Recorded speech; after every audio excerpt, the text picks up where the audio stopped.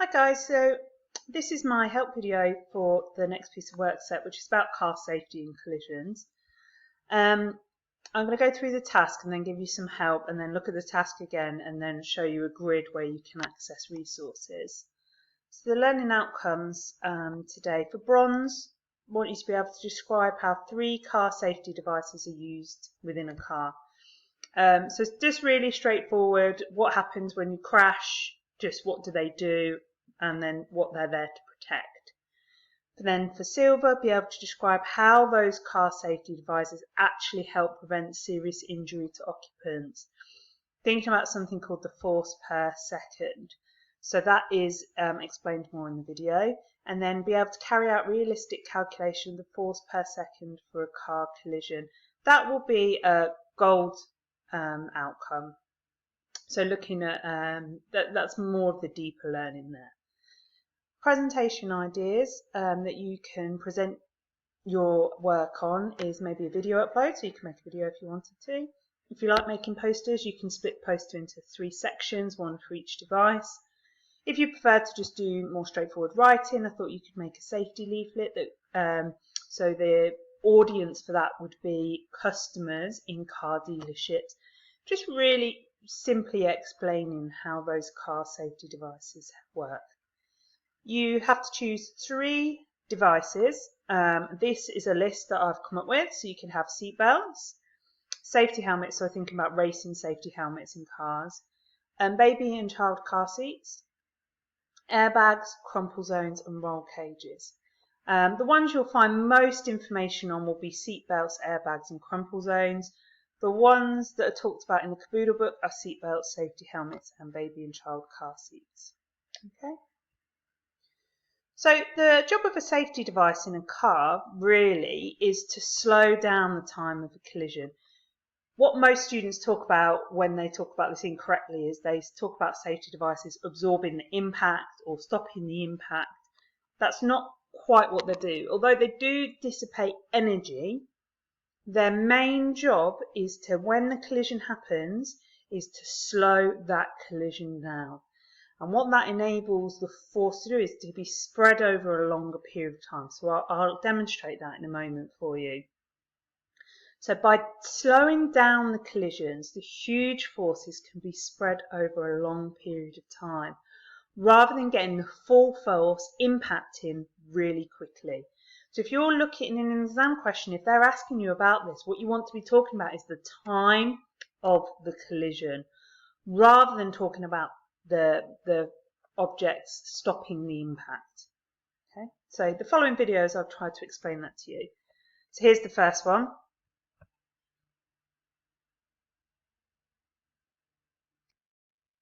So you can see there, especially by my face as well, that I've hit the wall really hard with my hand.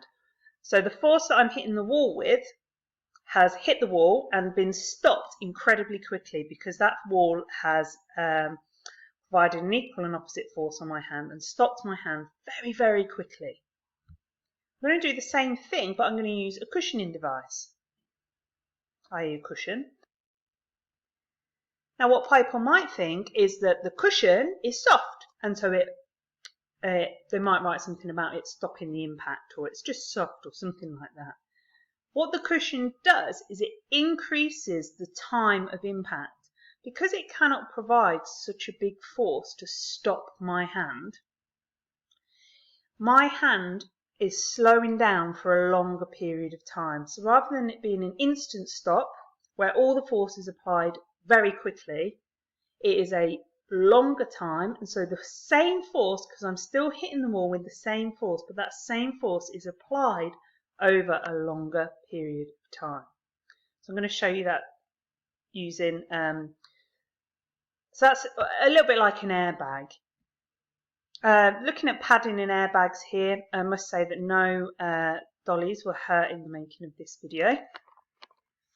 So I'm going to show you a little bit about what cushioning can do, and maybe it was supposed to be similar to like playground, when kids play at playground, the flooring is like this. So if we watch, the child walks along, falls down, The floor is hard, so can provide a large resistive force, so it stops the child very quickly. That force, their weight, okay, is stopped very quickly. And so all that force impacts the child in a very quick time. When the child falls, again, the same distance, so you've got the same amount of energy, same force, but onto something soft, you've got the same force, but the soft padding will slow down the time of the impact, and that will increase the amount of time that the force acts on the child. And so every second there is less force acting, so it doesn't hurt as much.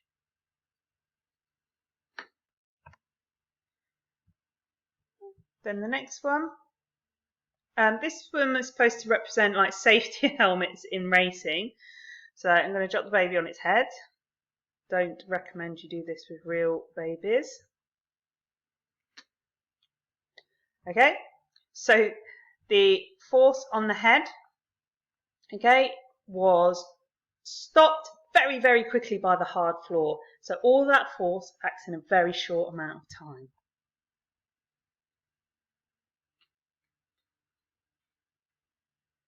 Okay, we're going to put a helmet on.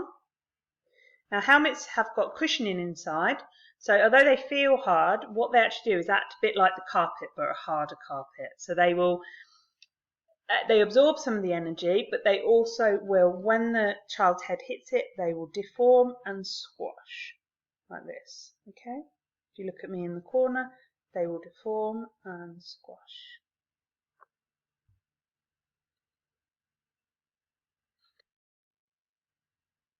I was a bit worried about damaging my floor, so I dropped it from a lower height, but you get the idea.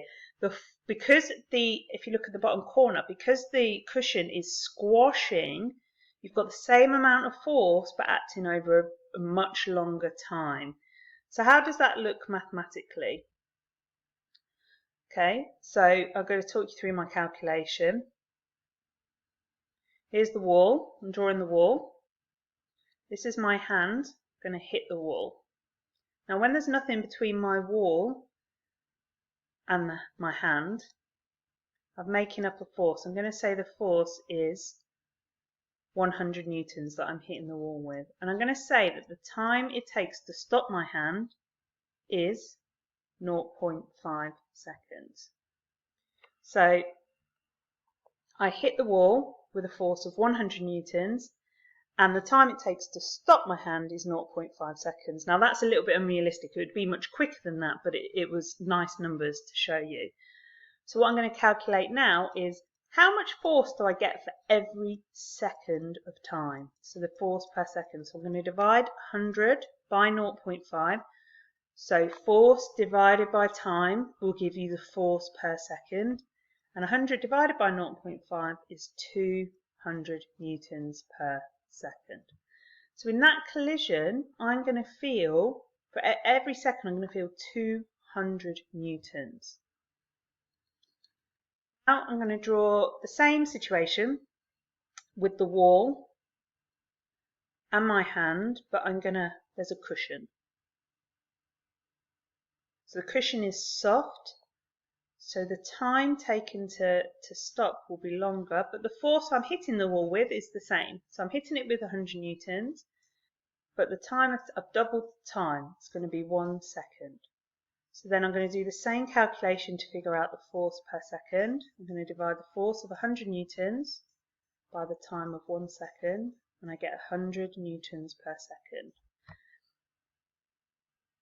So what that means is, in the second one where there's a cushion, because that time was longer, I am feeling less force every second. In the first one I'm feeling 200 newtons a second, and in the second one I'm feeling 100 newtons a second. And so to me that would feel, and it did feel, less of an impact, and so I would have received less injury.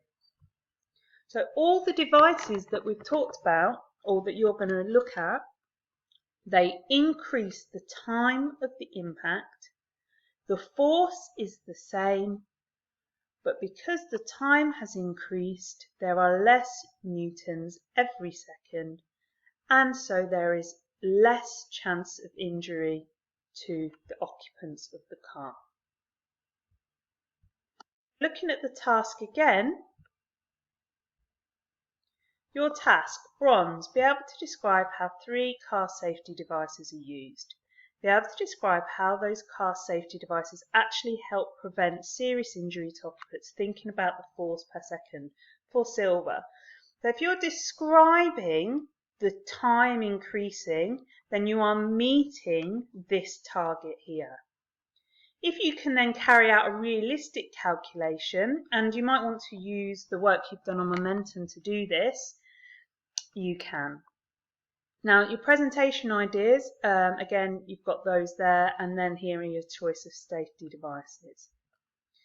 The next table, I've got some links to help. So for bronze, you can use Caboodle pages 156 and 157. Your own experiences of being in the car, and then this PowerPoint 2, videos 2 and 3. For the silver learning objective, you've got the PowerPoint videos 1 and 4.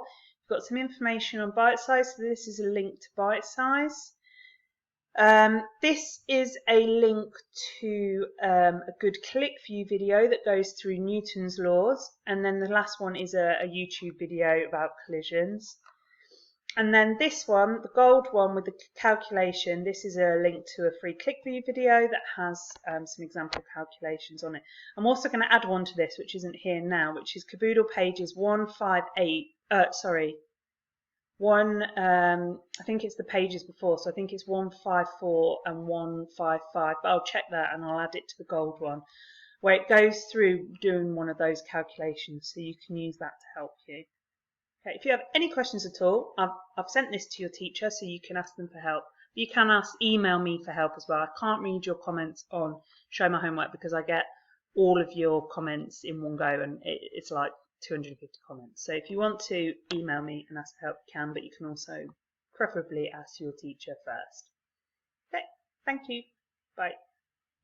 Sorry, I should add, what you need to do now is open up this PowerPoint from the Show My Homework, and then you can access all the links. Okay, thank you, bye.